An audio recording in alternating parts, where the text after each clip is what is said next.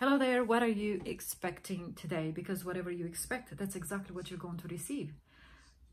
I would like to talk to you about money, the emotional intelligence around money. And when I say emotional intelligence, emotion is referring to energy in motion. It's referring to this physical body. Have we put it into motion to go and collect the money that we have been manifesting? If we have our own concept of money, we are going to lose money. So lack of understanding only causes us pain. What is money? I heard Susie Batiste say once, the energy of today is not money. The energy of today, the currency of today is not money. The currency of today is energy.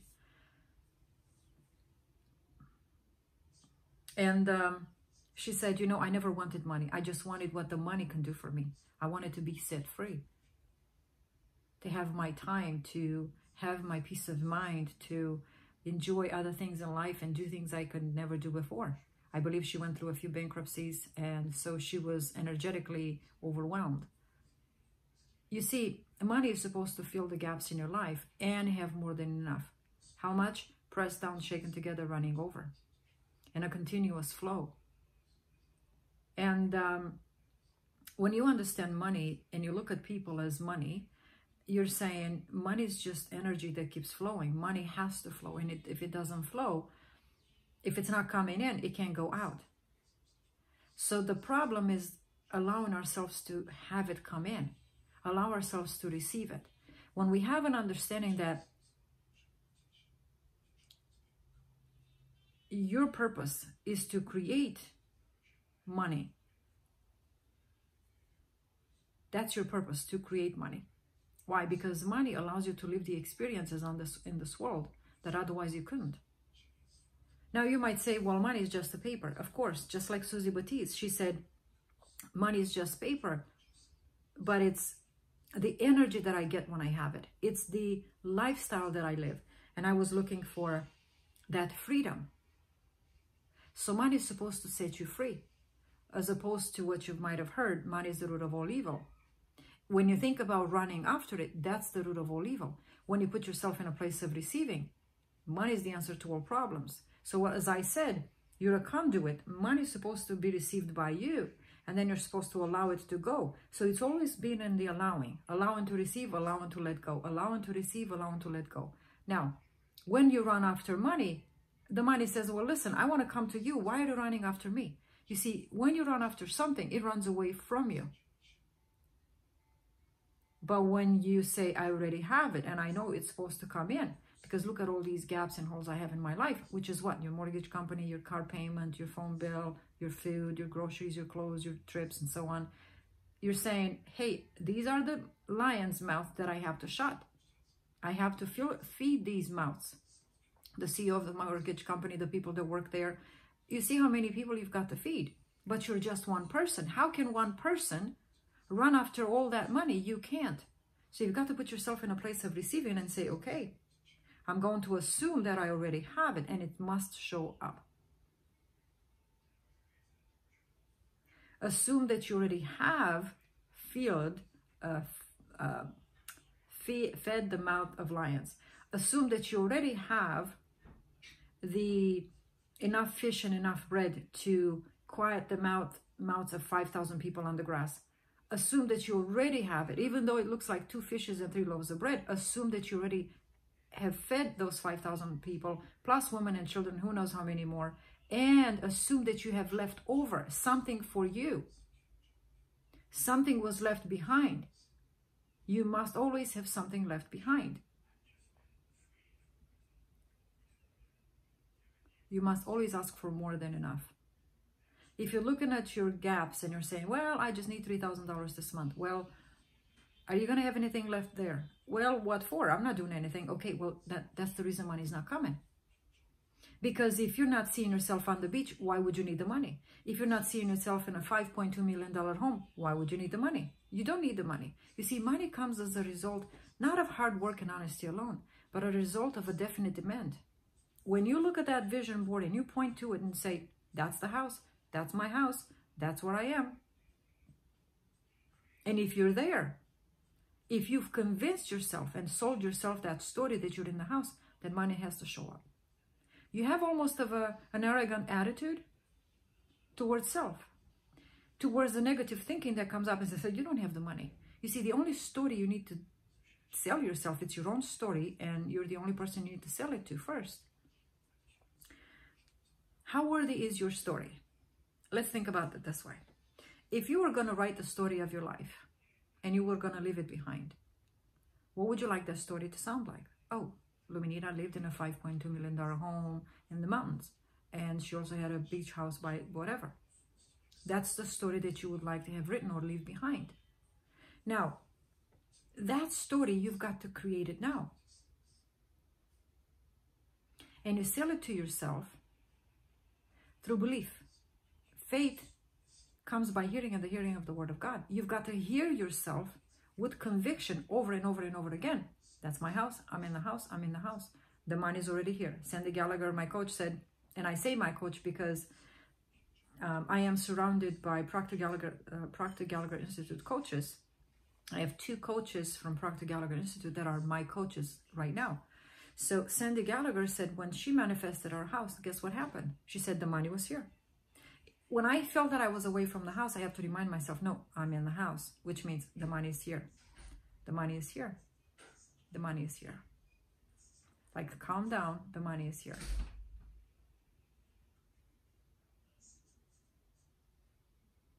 What does it mean to calm down?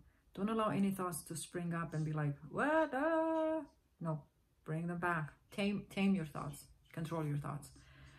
So you control your thoughts through an understanding of what money is, and doing the practice of seeing yourself in the house and reminding yourself, I already have the money. No, negative thought, no.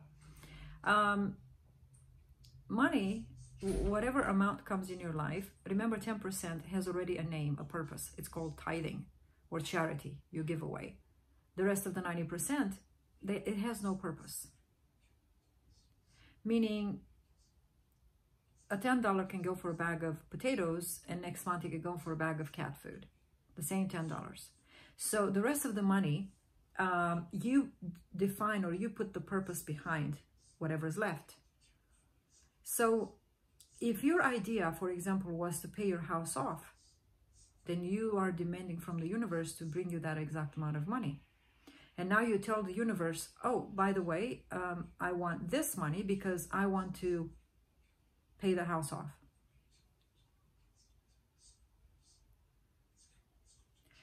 The universe might say, well, why do you need that? So here's what you do. You reason within yourself. Come on, let's reason together. Well, I've been in this house for a year. I would really, really like to have it paid off. You know, it would be nice to have it paid off like in 2 months. Yeah. I can imagine having it paid off in 2 months. What, 30 years? No, not 30 years. I'm not going to agree with other people's decisions. No, that's agreeing with outside. No, I'm going to agree with my desire. Wow, I can imagine. What am I going to do with all that money that's going to come in? Wow, imagine having my house paid off. Yeah, that would be nice, because once I pay my house off, I can focus on another thing. I can start another business. I can do whatever. Why? Why do you want to pay that house off? Reason within yourself. And when you reason within yourself, you are talking to your heart. You're giving your heart, you're satisfying the desires of your heart. And so, why? You have heard the reason or the question, why? What's your big why? What's your big why? Why are you starting a business? And people say, well, for my family, or for this, or for that. No, let's not be superficial. Let's not be cliche. Money doesn't come when we are cliche and we're reverberating the same thing without understanding. Let's be real. Let's come home and reason and understand that this is serious. And this brings you into the place of knowing and awareness that, yeah, you did not come here to serve a house and a car. You came here for them to serve you. And then you say, well, why do you need the money? Because I want the house to serve me. That's the bottom line. That's the understanding you want to get to. I did not come here to waste my energy, my physical and emotional energy, to serve a house. Because right now you are a servant. When you run after money, you're the servant of money, meaning you're serving the house. The purpose of the money you're running for. That means eventually what it is, you're running for the house. The house masters you. And that's level 1 of awareness according to the masses, like everybody lives. 7th level of awareness says, no, no, no. I came here to experience, to go and see what I've never seen, touch what I've never touched, smell, eat, feel what I've never felt. That is your purpose. To let go of the 5 senses you have now, to have all of these things that are created for you, support you. Not you supporting them. You're not here to maintain this house alive. The house is here to keep you alive, or rather, I would say, to keep you warm. So the house has a purpose. But your purpose is not to run after the house. And you set yourself free when you understand that you came here to travel. You came here to go places. You came here to experience life. Life is in the tongue. So you came here to experience what it is like if I said this. Oh, this is interesting. My house is paid off in two weeks. I want to give you a treatment or an exercise I would like for you to do.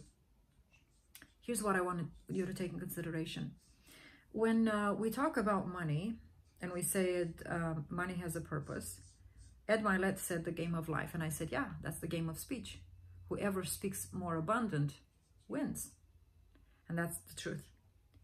And I want to say this, that when you manifest money, one thing you want to hear is life or speech. For example, you are in business and you have a client. You've been having clients that say, oh, I can't pay. Can I have a sale? Can I have a discount? Can I try next month? Can I talk to my husband? Now, does that make you feel alive? Or that makes you feel like you're shrinking? They're the giant and you're the grasshopper. If God looked at this, what do you think he would say? You would probably say, well, God, you don't love me. How come you're not helping me? And God says, well, help yourself because I gave you the tongue. That's where your life is created. So now you understand that it's not only what you tell your client, but what is the client telling you? You're supposed to both come alive. But now in the systems, if you want to pay your house off, I don't know, let's just say your house is $100,000. And you're saying, I still have about $70,000 that I need to pay on the house.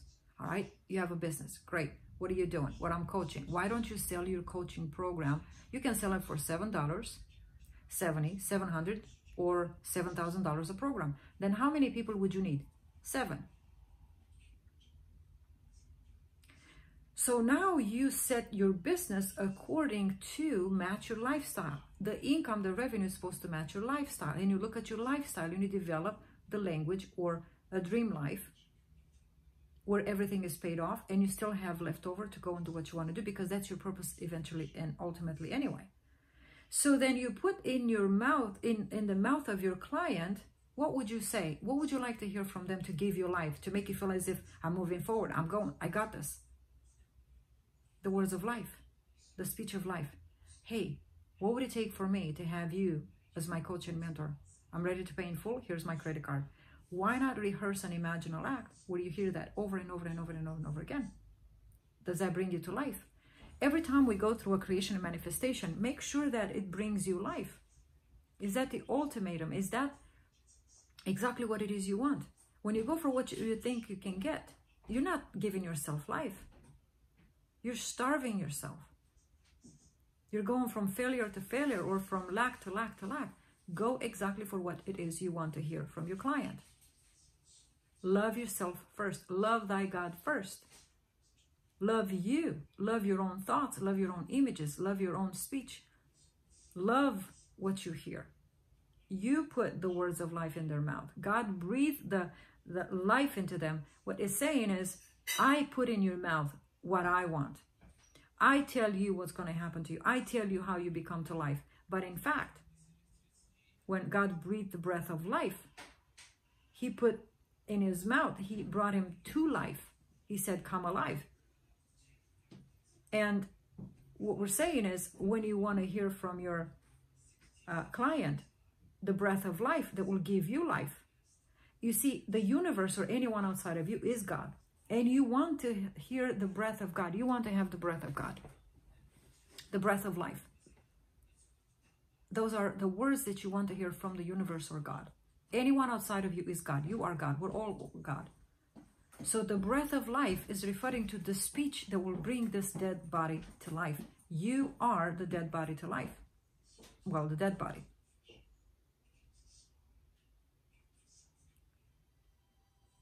So do you want to go from death to death to death to death every single month, or you just want to come alive? And when you're alive, you're just alive. You fully express yourself. You see, you're playing the part of the person, your client, and your part, because we're all God. So you have this power. You have this ability. You have this authority. In fact, you can do that.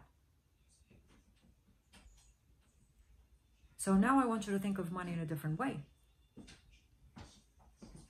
Is God breathing life into you? Is your client's speech, manner of speech, bringing life to this dead body? Is your the number that they're saying through their mouth, are you satisfied? Does it sound like music to your ears? If it doesn't, change the script. Mold and shape the client again. Say, never mind with you. Psh, raise up another one. Nope, don't like this. Raise up another one. Make up your mind. Pretty much is make up your mind. What would bring you life? So that's what I want to leave you with. And also, once you create this imaginal act and you allow God to breathe life into you, your client to put life back into you, I want you to look at your client not through the physical eyes. Sometimes when we look at people, we begin to judge them by the cover and we say, this, that, this, that, this, that. The law of relativity can save you from that. It says nothing's big or small. Don't say they have money, no have money. See them as the divine. See them as God. See them as God. Oh, there comes God. He's given to me. He's given to me. He's given to me. God's breathing life into me. God's breathing life into me. Do this exercise for the next 2 weeks every night. Choose the exact idea, the breath of life, the speech that will breathe life back into you, that will cause you to say, oh, I am so happy and so grateful. My house has been paid off in 2 months. That's what you want to hear. That's what you want to hear yourself say. Because that will raise your vibration and your frequency.